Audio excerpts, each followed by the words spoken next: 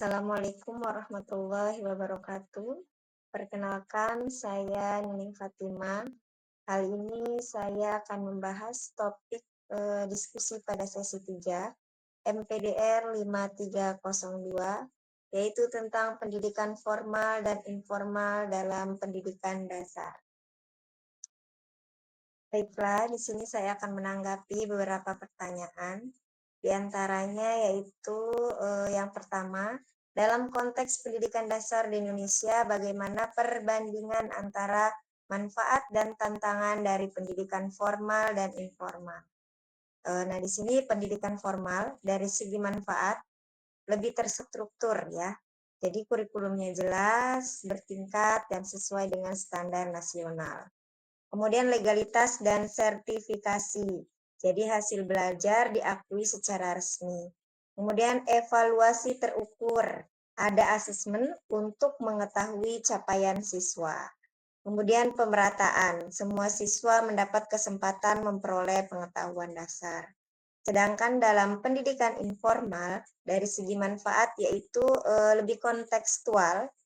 Jadi langsung berkaitan dengan kehidupan nyata, kemudian fleksibel sesuai minat, budaya, dan pengalaman anak. Lalu meningkatkan keterampilan sosial dan karakter, misalnya gotong royong, empati, dan juga kemandirian. Lalu mendukung kreativitas, anak belajar dari eksplorasi yang bebas. Kemudian dari segi tantangan, pada pendidikan formal, yang pertama lebih terbatas karena kadang kurang fleksibel untuk mengikuti minat atau keunikan siswa. Kemudian beban kurikulum, guru cenderung fokus pada pencapaian target kurikulum. Ya. Kemudian kurang kontekstual, materi belum selalu langsung terkait dengan kehidupan sehari-hari anak. Lalu pada pendidikan informal, di sini tantangannya tidak merata ya, karena kualitas tergantung latar belakang dari keluarga atau lingkungan. Kemudian tidak terstandar, sulit mengukur capaian belajar. Lalu kurang terintegrasi dengan kurikulum nasional. Nah, di sini hasilnya sering tidak terdokumentasi dalam jalur akademik. Selanjutnya yaitu sebagai guru pendidikan dasar, bagaimana Anda dapat mengintegrasikan elemen-elemen pendidikan informal ke dalam kurikulum formal untuk meningkatkan keterampilan sosial, kreativitas, dan penerapan pengetahuan dalam kehidupan sehari-hari. Jadi kita sebagai guru bisa menjembatani keduanya agar pembelajaran menjadi lebih hidup, relevan, dan juga bermakna. Ada beberapa strategi yang dapat kita praktikkan. Di antaranya yaitu keterampilan sosial melalui proyek berbasis kolaborasi.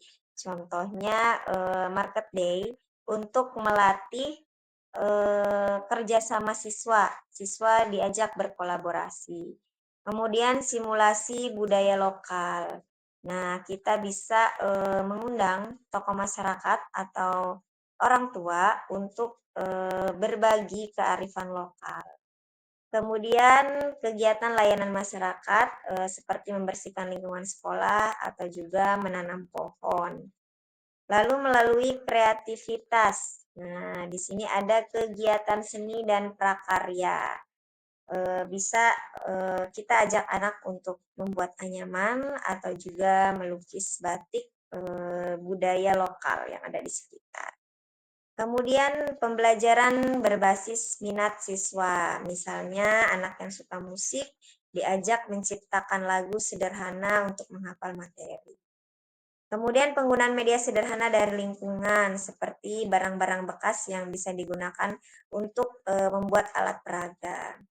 Lalu penerapan pengetahuan dalam kehidupan sehari-hari. Nah, di sini misalnya matematika kontekstual dengan menghitung kembalian saat jual beli di kantin sekolah. Kemudian IPA berbasis eksperimen rumah tangga, misalnya menanam kacang hijau, membuat kompos, atau bisa mengamati bayangan matahari misalnya. Kemudian dari Bahasa Indonesia bisa juga melalui wawancara. Jadi menulis laporan hasil wawancara dengan pedagang atau menceritakan juga bisa gotong royong yang ada di kampung. Selanjutnya, pendidikan formal dan informal memiliki peran yang signifikan dalam pembentukan karakter dan keterampilan siswa di tingkat pendidikan dasar. Namun di Indonesia masih banyak anak-anak yang mengalami kesenjangan dalam akses terhadap pendidikan formal. Sebagai guru, bagaimana Anda saat berperan dalam mengatasi tantangan ini, terutama untuk siswa yang mungkin memiliki keterbatasan akses terhadap pendidikan formal? Jadi di sini dari pertanyaan tersebut memang realitas yang ada di Indonesia ya, masih ada anak-anak yang mengalami kesulitan mengakses pendidikan formal. Mungkin karena faktor ekonomi atau sosial maupun karena kebutuhan khusus. Nah, di sini kita sebagai guru bisa berperan dalam mengatasi tantangan akses pendidikan formal. Kita bisa berkontribusi di lingkup mikro ya ataupun makro. Yang pertama di sekolah melalui diferensiasi pembelajaran. Jadi menyesuaikan metode dan target belajar sesuai kemampuan dan kondisi siswa. Misalnya di sekolah saya itu satu kelas memang ada anak yang berkebutuhan khusus sehingga saya harus melakukan pembelajaran yang berdiferensiasi. Jadi sesuai dengan kebutuhan siswa. Kemudian program remedial dan pengayaan fleksibel, jadi memberikan waktu tambahan atau menggunakan metode sederhana untuk memanfaatkan media lokal agar siswa tetap bisa mengejar ketertinggalan. Lalu pemanfaatan kurikulum merdeka. Jadi dengan memanfaatkan kurikulum merdeka, memberi keleluasaan untuk menyesuaikan capaian pembelajaran sesuai dengan karakteristik siswa. Kemudian di luar sekolah, kita bisa berkolaborasi dengan orang tua dan masyarakat. Jadi mendorong keterlibatan orang tua meski sederhana, misalnya menemani anak membaca di rumah atau juga menceritakan pengalaman hidup. Kemudian kerjasama dengan komunitas lokal. Misalnya kita bisa menggandeng yang ada di masyarakat sekitar. Kemudian mengembangkan budaya literasi sekolah. Di sini contohnya bisa perpustakaan mini, pojok baca di kelas, atau buku sumbangan dari masyarakat. Selanjutnya, bagaimana pendekatan Anda untuk memastikan bahwa pendidikan informal juga dapat memberikan kontribusi positif bagi perkembangan mereka?